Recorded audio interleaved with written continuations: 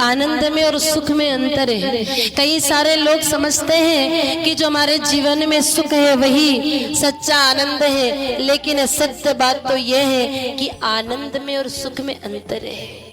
सुख जो मिलता है मेरे भाई बहने, वो तो हमें भौतिक संसार में मिलेगा, परिवार में मिलेगा, बाजार में मिलेगा। सुख तो हमें कहीं पर भी मिलेगा, लेकिन आनंद तो सिर्फ परमात्मा के स्मरण में और सत्संग में मिलेगा। सुख सब जगह है, आनंद तो भगवान के स्मरण में है। इसलिए सुख में और आनंद में अंतर है।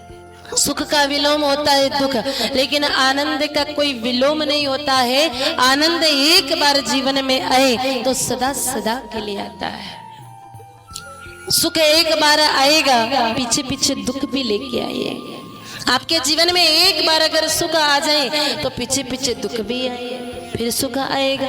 दिन के बाद रात आनी तय होती है, वैसे ही सुख के बाद दुख आना तय।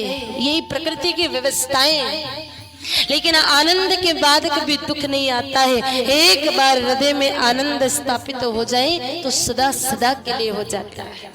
जैसे मान लो भगवान ने किसी को बहुत सुंदर अच्छा चेहरा दिया है, चेहरा बहुत सुंदर है, मुंडो घणो रूपारो है, इतना सुंदर चेहरा है कि बार बार आईने में देखते हैं तो सुख मिलता है कि भगवान ने कितना सुंदर रूप दिया है।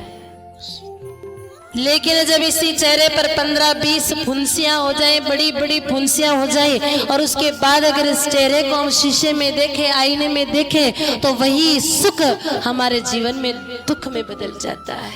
फिर वो चेहरा सुख नहीं देता है, फिर वो दुख देता है। भगवान ने किसी को पैसा बहुत ज्यादा दिया है, अलमारी भरी की भरी रहती है, लेकिन किसी दिन चोरी हो जाए। जब तक अलमारी में पैसा था तब तक तो खूब सुख मिलता था कि भगवान ने कितना पैसा दिया, लेकिन जिस दिन चोरी हो जाए, सारी तिजोरी का माल साफ हो जाए, फिर वो तिजोरी देख देख करके जिंदगी भर दुखी रहते हैं कि पैसा चला गया।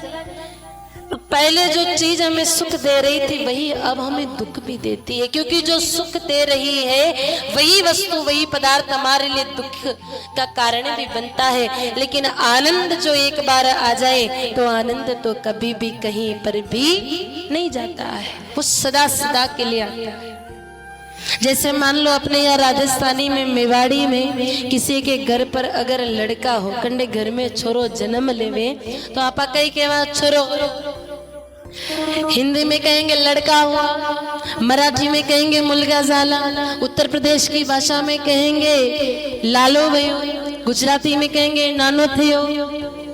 अलग अलग भाषाओं में अलग अलग प्रकार से पुकारा जाता है। लेकिन जब नंद बाबा जी के यहाँ पर हमारे कृष्ण कन्हैया ने, सांवरिया सेठ जी ने अवतार लिया, तो सबने क्या कहा? नंद के आनंद भयो। नंद बाबा के घर पर लड़के ने जन्म नहीं लिया, नंद बाबा के यहाँ पर आनंद जन्म लेकर के आया, और आज भी वो आनंद हर वर्ष गली गली में आता है, क्योंकि आनंद कहीं नहीं जाता है, आनंद ही ईश्वर है।